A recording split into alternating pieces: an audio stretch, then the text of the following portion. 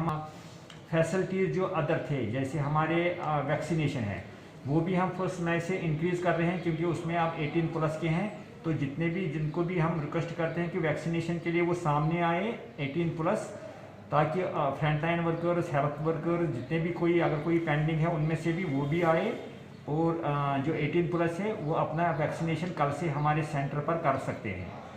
रही बात टेस्टिंग की, टेस्टिंग हमारे पास रूटीनली जा रही है, लेकिन हमने उसका एरिया भी इंक्रीज़ कर दिया है ताकि जो भी पेशेंट हॉस्पिटल के अंदर एडमिट हो, इमरजेंसी या नॉन इमरजेंसी पेशेंट, तो उसको ये है कि उसका कोविड टेस्ट साथ होना चाहिए, और वो हमने फैसिलिटी इंक्रीज़ की है। उसके लिए हमने टेस्टिंग जो रैपिड एंटीजन टेस्टिंग हो या RT-PCR हो या हमारी TrueNat टेस्टिंग, तीनों किस्म के टेस्ट हम कर रहे हैं ताकि लोगों को वेट ना करने पड़े। उसमें मैंने एडिशनल एक चीज़ किया है कि पहले पेशेंट टेस्ट रिपोर्ट के लिए दोबारा हमारे पास आता था, तो मैंने उसमें भी उनका नंबर और अगर व्हाट्सअप नंबर वो देंगे या अपना प्रॉपर कॉन्टैक्ट नंबर देंगे, ताकि हम उनको व्हाट्सएप पर उसका रिपोर्ट देंगे ताकि हॉस्पिटल में आने की उनको ज़रूरत ना पड़े। कि वो हॉस्पिटल तभी आए जब ज़्यादा ज़रूरत है, और हर एडमिशन पेशेंट के लिए एक अटेंडेंट साथ होना चाहिए। मैं चाहता हूँ कि हमने कुछ डिसीजन इसका लिए हैं, सारे HODs बैठ के प्रिंसिपल साहब से, तो कुछ ऑर्डर्स पेश किए हैं जो मैं आपको क्लियर करना चाहता हूँ पब्लिक को भी, और ताकि वो इन्फॉर्मेशन पब्लिक में जाए। और उसका जो मेन मकसद है कि हमारे जो रूटीन OPD सर्विसेज है, रूटीन OPD सर्विसेज वो हमने बंद किए हैं। रीज़न उसका यही है कि हर एक पेशेंट अननेसेसरली उसका एक्सपोजर हॉस्पिटल में ना हो जाए रिगार्डिंग कोविड-19। दूसरा कि हमने OPD सर्विसेज बंद किए, लेकिन हमने इमरजेंसी OPD सर्विसेज कंटिन्यू रखे हैं,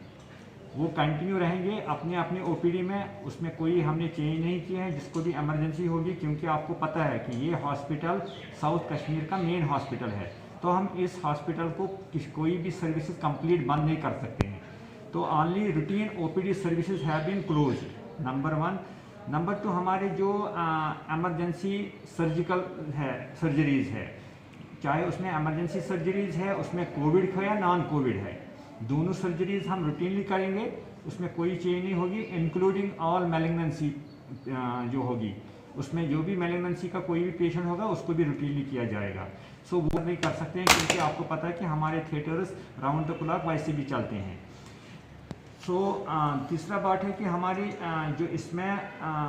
हम लोगों तक कैसे पहुंचेंगे अगर हमने रूटीन OPD बंद किया, तो उसके लिए हमने एक टेली कंसल्टेशन नंबर्स हम देंगे अपने मेडिसन, सर्जरी, जो भी हमारे डिपार्टमेंट से सब HODs, एक्सपर्ट्स, कंसल्टेंट्स के नंबर हम देंगे, आपको भी देंगे, हम अपनी वेबसाइट पर भी डालेंगे, हम पेपर में भी वो पब्लिश करेंगे, ताकि लोग उसका फ़ायदा, वो व्हाट्सअप नंबर भी होगा और मोबाइल नंबर पर डायरेक्टली बात भी कर सकेंगे हमारे एक्सपर्ट से, वो मैं आपको दूंगा, और वो भी कल पेपर में भी वो आने चाहिए, ताकि लोगों को उन नंबर्स का पता चले। एनी टाइम 10 to 4 PM वो उस नंबर पर कॉल कर सकते हैं,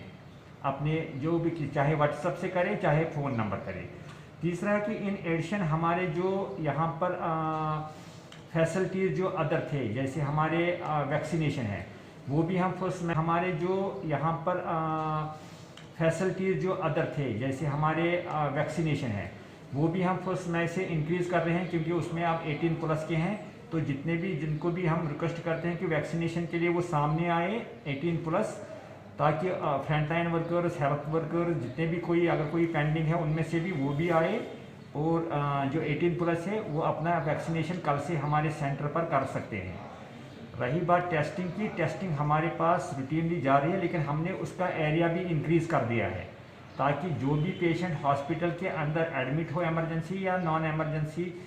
पेशेंट, तो उसको ये है कि उसका कोविड टेस्ट साथ होना चाहिए, और वो हमने फैसिलिटी इंक्रीज़ की है। उसके लिए हमने टेस्टिंग जो रैपिड एंटीजन टेस्टिंग हो या RT-PCR हो या हमारी TrueNat टेस्टिंग, तीनों किस्म के टेस्ट हम कर रहे हैं ताकि लोगों को वेट ना करने पड़े। उसमें मैंने एडिशनल एक चीज़ किया है कि पहले पेशेंट टेस्ट रिपोर्ट के लिए दोबारा हमारे पास आता था, तो मैंने उसमें भी उनका नंबर और अगर व्हाट्सअप नंबर वो देंगे या अपना प्रॉपर कॉन्टैक्ट नंबर देंगे, ताकि हम उनको व्हाट्सएप पर उसका रिपोर्ट देंगे ताकि हॉस्पिटल में आने की उनको ज़रूरत ना पड़े। कि वो हॉस्पिटल तभी आए जब ज़्यादा ज़रूरत है, और हर एडमिशन पेशेंट के लिए एक अटेंडेंट साथ होना चाहिए। मैं चाहता हूँ कि हमने कुछ डिसीजन इसका लिए हैं सारे एचओडीज़ बैठ के प्रिंसिपल साहब से, तो कुछ ऑर्डर्स पेश किए हैं जो मैं आपको क्लियर करना चाहता हूँ पब्लिक को भी, और ताकि वो इंफॉर्मेशन पब्लिक में जाए। और उसका जो मेन मकसद है कि हमारे जो रूटीन ओपीडी सर्विसेज है, रूटीन ओपीडी सर्विसेज वो हमने बंद किए हैं। रीज़न उसका यही है कि हर एक पेशेंट अननेसेसरली उसका एक्सपोजर हॉस्पिटल में ना हो जाए रिगार्डिंग कोविड-19। दूसरा कि हमने ओपीडी सर्विसेज बंद किए, लेकिन हमने इमरजेंसी ओपीडी सर्विसेज कंटिन्यू रखे हैं, वो कंटिन्यू रहेंगे अपने अपने ओपीडी में। उसमें कोई हमने चेंज नहीं किया है जिसको भी इमरजेंसी होगी, क्योंकि आपको पता है कि ये हॉस्पिटल साउथ कश्मीर का मेन हॉस्पिटल है, तो हम इस हॉस्पिटल को कोई भी सर्विसेज कंप्लीट बंद नहीं कर सकते हैं। तो only routine OPD services have been closed, number 1। Number 2, हमारे जो इमरजेंसी सर्जिकल है, सर्जरीज है,